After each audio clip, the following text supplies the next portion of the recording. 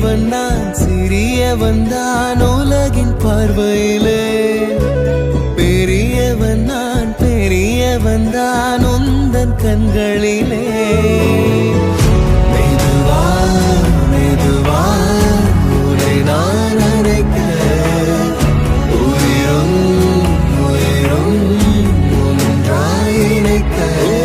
சித்திரை நீ செந்தமிழ் நீ வார்த்தைகள் இல்லையே அழைக்க. சூரியன் நீ விண்வெளி